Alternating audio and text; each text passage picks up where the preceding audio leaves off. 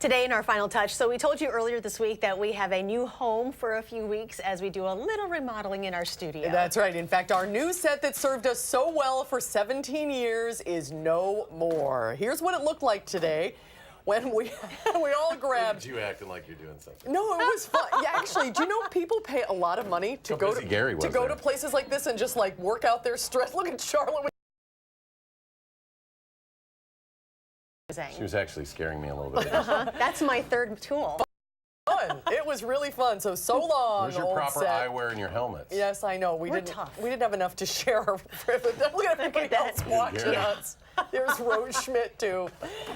That'll do it at 4. Thank you for your help, Charlotte. Absolutely, anytime. News 3 at 5 starts right now.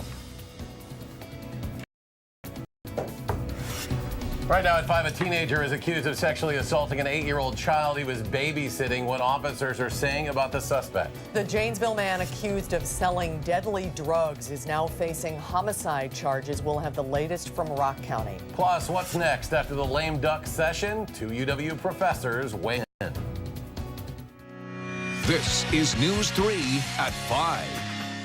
Thanks for staying with News 3. It has been a chilly day across southern Wisconsin. Let's get a look at your first alert forecast. Gary Canalti is on the weather patio. Hi, Gary. Hi. It's cold and getting colder. At least the wind right now isn't too bad. It might pick up a little bit later on tonight, and that could lead to some sub-zero wind chills. In fact, we have an alert day in the forecast for tomorrow for wind chills that by early tomorrow morning could be down into the 0 to 10 below zero range. High temperatures in the afternoon will only reach the upper teens, about 15 degrees below normal, so bundle up for tomorrow. As we look at visible cloud track for today, you can see we've had sunny skies for much of the day. Still a lot of snow cover to our north and to our west, but skies are clearing out nicely. High temperatures were early this morning. Here in Madison, we're at 30 degrees shortly after midnight, but we've dropped to 20, and most of these temperatures are the low temperatures for the day. They're continuing to fall off. Right now, wind chills are in the single digits to around 10 degrees. Winds are out of the northwest at about 8 to 15 miles per hour. The winds will die down just a little bit overnight, but as the temperatures drop into the single digits, by early tomorrow morning, we're looking at wind chills that'll be in the single digits below zero through much of southern Wisconsin. In fact, by tomorrow morning, look for temperatures to be in the middle single digits above zero. During the day tomorrow, we'll look for mostly sunny skies, but our high temperature will only top out at 18. That's your first alert forecast. All right, Gary, thank you. A 17-year-old boy in Reedsburg is facing charges for sexually assaulting an 8-year-old child he was babysitting. The victim's parents reported the incident to police. Riley Roth is in jail on a $25,000 cash bond. Jamie Perez is in Reedsburg tonight, and she joins us now with more details surrounding this incident. Jamie? So the victim in this case reported to police that they were tied and gagged by Roth before he sexually assaulted them. And they say that this sexual assault happened a couple of times within the 2 weeks that he was serving as their babysitter. Now, when we talked to police today, they say that Roth and the victim are not related and they are not family members. Police were notified of the sexual assault on November 28th. Roth was then arrested on the 30th. And Roth is charged with repeated acts of sexual assault of a child, false imprisonment, strangulation and suffocation, and physical abuse of a child, and he also faces a bail jumping charge. Roth was also charged Wednesday with underage sexual activity with the child 15 years old and obstructing an officer in September. He was in the middle of an investigation that occurred with a 15-year-old female, and we finished that investigation while he was in jail and served charges on him for 2 more misdemeanors, and that's sexual activity with a 15-year-old and then obstruction of an officer. Coming up tonight at 6, reaction from the Reedsburg School District Superintendent and how the schools are handling students and parents with any questions and concerns moving forward. Meanwhile, Roth will appear in court for all of those charges on December 28th. Jamie Perez reporting live in Reedsburg. Jamie, thank you. A Janesville teenager is charged with sexually assaulting a 9-year-old. According to a criminal complaint, 18-year-old Dakota Potts was charged with first-degree child sexual assault, sexual contact with a child under 13 in Rock County Court. The criminal complaint says a 9-year-old had been sexually assaulted by Potts at a bathroom that is behind Wilson Elementary School in July. Potts originally denied the accusation, but later admitted he had sexual contact with the victim. A former Marshall police officer who worked in the school district is facing sexual assault charges. Court documents say 39-year-old Daniel Schuster was charged with 4 counts of fourth-degree sexual assault and disorderly conduct. According to a criminal complaint, 2 women told police that Schuster inappropriately touched them while he was intoxicated at the Fox Bar and Grill in Marshall. Police Chief John Nault told News 3 the department conducted an internal investigation. That turned into a criminal investigation that they then handed over to Dane County detectives. Schuster resigned his position with the department in October. The Janesville man accused of distributing drugs is now facing homicide charges for the death of a 29-year-old man. Now, police say he laced heroin with fentanyl. Rock County reporter Adam Duxter joined us in our bureau at the Janesville Gazette with what happened in court today. Adam? Well, Eric and Susan, despite asking for the cost to be reduced, Taylor Fraunfelder of Janesville will be held on a $50,000 cash bond. Now, Fraunfelder was arrested on Tuesday and faces 4 separate counts, including first-degree reckless homicide, second-degree recklessly endangering safety, and 2 counts of manufacturing and delivering heroin. He's suspected in the overdose death of another Janesville man, Derek Crable, last March. Court Commissioner Stephen Meyer reiterating today the severity of the case. The seriousness of the offense is almost as serious as it gets. There's certainly a danger to the public in general based on the allegations here, and there are the failures to appear on much less significant charges. According to a criminal complaint, Fraunfelder is accused of selling Crable the drugs on the day he died. And coming up at 6, we'll hear from Derek Crable's father, how he's remembering his youngest son and how he feels about Fraunfelder's arrest. Adam Duxter live in Janesville. Adam, thank you. Police are looking for 2 suspects after an Edgerton man was able to safely get his 3-year-old daughter out of their car before 2 carjackers left with it. Police say a 34-year-old father picked his daughter up yesterday afternoon. This was at La Petite Academy in the 6500 block of Schrader Road on Madison's west side. Before the man could leave, 2 masked men pulled open both front doors of the vehicle, pointed a handgun at him, and took his wallet. The father was able to get his daughter out of the vehicle before the 2 carjackers took off in his Toyota Prius. Madison police officers swarmed that area and recovered the car in the 7500 block of Tree Lane, but the suspects had run off. On the UW campus, police have a 21-year-old under arrest in connection with a string of thefts across the area. Police say Samuel Spencer stole cash, cell phones, and laptops from the Camp Randall Sports Center, the Shell. Officers don't believe Spencer is a UW student. He's also a suspect in a number of other theft cases in the area. We're waiting to hear more about more charges from other police departments. Well, what will Governor Scott Walker do? That's what we're all waiting to hear just a day after Wisconsin's lame duck session ended, as GOP bills are waiting on his desk for his review. Rose Schmidt sat down with 2 political science experts and explains what they think will happen next. Rose? That's right. Well, those 2 experts from UW-Madison agree if Governor Walker signs these measures, it will almost certainly end in litigation. But there are questions about who the court would side with. With the lame duck session over, the biggest question is, now what? Governor-elect Tony Evers says he's hoping Governor Walker will veto the GOP measures passed. But if he doesn't, we are exploring anything to make sure that this legislation does not get into practice. That could include filing a lawsuit to see whether it's constitutional to pass bills stripping the power of the governor and attorney general. I think there's no doubt that some of this is going to be contested in court. Likely state Supreme Court, according to Professors David Cannon and Howard Schwaber. There are multiple provisions in this bill, and they can be challenged on different grounds. The Republican legislative leaders say they are confident their bills would stand up in court. We've already vetted these with legal experts that we believe have shown that they are clearly constitutional, so they have every right to go to court. I'll be anxious to see what the results are. The 2 political experts agree this situation is unusual, but not unheard of, and a precedent has been established in North Carolina and in Wisconsin. The basic challenge to most of these restrictions will be a separation of powers challenge. And the idea is that a couple of different provisions in the Wisconsin Constitution, although they don't use that phrase, imply a principle that powers should be separated. Only one line in the state constitution specifically mentions the Attorney General. So Cannon says Attorney General-elect Call might have a more difficult time getting the court to side with him than Evers would. But it's all up in the air at this point. The two professors tell me Evers and Call would likely be suing the state Senate, state assembly, or both, and lawsuits could be drawn out over several years. But remember, we are still waiting to find out whether Governor Walker will sign the bills. Rose Schmidt in our News Center. Rose, thank you. Activists are urging the Wisconsin Department of Corrections to release information about deaths and conditions inside Wisconsin prisons. Activists attended an open session of the Committee on Inmate and Youth Deaths today at the Department of Corrections in Madison in response to multiple deaths by corrections provoked suicide at Columbia Correctional Institution. Those activists are demanding transparency and accountability from the DOC, as well as more effective oversight about preventable deaths of inmates.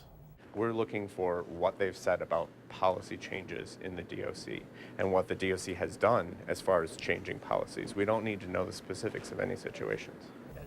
The activists say there were 2 prisoners who have died in Wisconsin just since September. Right now, a group of Madison city leaders are meeting for the first time since the city officially swapped spots for the public market back to the original location. That decision is expected to save money, but there's concern that that location could mean fewer visitors. Because of that cost-cutting move, the city will now have additional money to invest in the building's design, which they say will be iconic. Alder Amanda Hall acknowledged that one of the best features of the previous site was its location on East Washington Avenue, visible by 10,000 drivers a day. But she's confident that this location will still draw crowds as it becomes a regional attraction. In the day and age of Google Maps and everything like that, just because something isn't visible right on the main drag doesn't mean that folks aren't going to know about it and know exactly where it is. Right now, the Fleet Services building acts as the city's garage and auto repair center. Its facilities have been scheduled for updates for years now. Public market construction is scheduled to begin in 2020, and the market will open in 2021. The Great Dane Pub and Brewing Company is launching a new CBD-infused beer along with cocktails and non-alcoholic beverages. The Great Dane created Green Glory CBD American Pale Ale. The 20-ounce pints contain 7 milligrams of CBD. Green RX is providing the CBD products for the collaboration. Officials with the company say there is no THC in its CBD for the Great Dane's beverage program. Along with Green Glory, the Great Dane is offering Maple Chai Toddy with cinnamon CBD, Harvest Mule with lime CBD, and Classic Wisconsin Old Fashioned with orange CBD. There will be a launch party for the drinks December 13th at the downtown Great Dane. The holiday train is getting ready to make stops throughout Wisconsin, with 3 stops near Madison this week. The Canadian Pacific Railway is stopping in Columbus, Portage, and Wisconsin Dells this year. The Wisconsin leg of the tour starts in Sturtevant and Milwaukee Thursday night. It travels through Wauwatosa, Oconomowoc, and Columbus Friday night, and then goes through Portage, Wisconsin Dells, Tomah, and La Crosse on Saturday night. The train will stop at 13 stations in Wisconsin. The train is free, but they do ask people to bring food or a monetary donation for local food banks. More to come on News 3 at 5 The Nation. Saying goodbye to our 41st president as funeral services continue for George H.W. Bush in Texas. A search for survivors is underway off the coast of Japan after U.S. Marine planes crashed during a training exercise. And on Wall Street, the market's back open today to some mixed numbers. The Dow off more than 79. The Nasdaq added 30. The S&P 500 down 4. We'll be right back.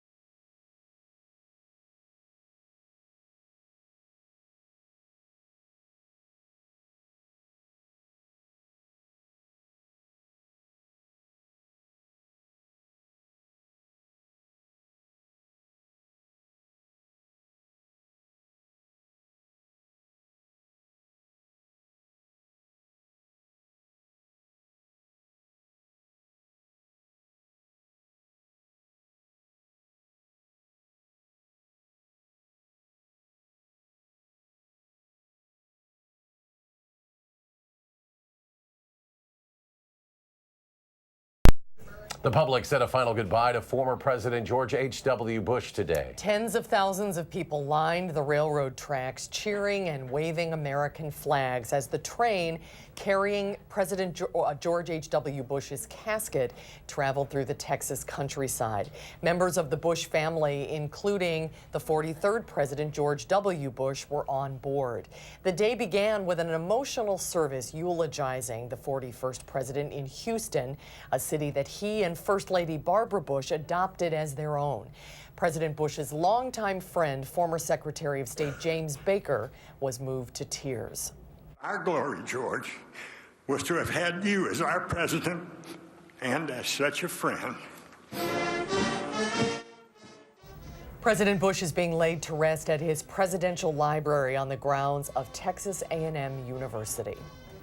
Rescuers are searching for signs of life in the Sea of Japan after two U.S. Marine planes collided in midair. The FA-18 and KC-130 crashed during a refueling exercise. This incident happened about 200 miles from the American base where both planes were stationed. Japanese searchers found and rescued 2 of the 7 U.S. crew members on board, but one of the rescued Marines has since died. My heart goes out to the families and the colleagues of the Marines that are involved in this tragedy. President Trump tweeted, quote, "My thoughts and prayers are with the Marine Corps crew members who were involved in a midair collision off the coast of Japan. Thank you to U.S. forces in Japan for their immediate response and rescue efforts." The mayor of Iwakuni, which hosts one of the biggest U.S. air bases in Eastern Asia, has called on the military to suspend flights until the cause of this accident can be determined. A former U.S. gymnast is speaking up after USA Gymnastics says it will now be filing for Chapter 11 bankruptcy. It's facing 100 lawsuits from some 350 athletes. In a statement, the organization says the filing will help resolve claims made by Dr. Larry Nassar's sexual abuse survivors, calling it a critical first step in rebuilding the community's trust. The filing would stop all 100 lawsuits from proceeding, including a complaint by the U.S. Olympic Committee that wants to revoke USA Gymnastics status as a national governing body. Jessica Howard is a former Team USA gymnast and board member who was one of the first victims to speak out against Nassar in 2016. USA Gymnastics has made absolutely no changes that have affected victims, survivors. An attorney whose firm represents more than 180 of Nassar's victims called the bankruptcy filing a delay tactic in addressing sexual abuse claims. And we turn to Chief Meteorologist Gary Canalti now as we try to prepare ourselves for some very chilly weather coming our way. Gary? Yeah, I'd just call it downright cold. It is cold out here right now with temperatures right around 20 degrees, but you factor in the winds and those wind chills are dropping about 10 to 15 degrees colder than the actual air temperature. With low temperatures expected in the single digits by tomorrow morning, you can do the math and figure out that wind chills will be in the single digits below zero. Let's start out by taking a look, first of all, at an alert day that we have in the forecast for tomorrow. For wind chills by morning from 0 to 10 below zero, the actual air temperatures in the single digits above zero, high temperatures only in the upper teens when the average high temperature should be in the lower to middle 30s. And those future track wind chills by early tomorrow morning generally in the single digits below zero, especially to our north and to our west. That's where the wind chills will probably be the coldest. So if you want to stay inside and do a little holiday shopping, now's the time to get your 2019 Wisconsin weather calendar. They're available for $13. Just send a check to WISC-TV 3 weather calendar, 7025 Raymond Road, Madison 53719, or you can order them online at madisonmagazine.com/weather-calendar. Now, as we check out the visible cloud track, you can see we had plenty of sunshine today.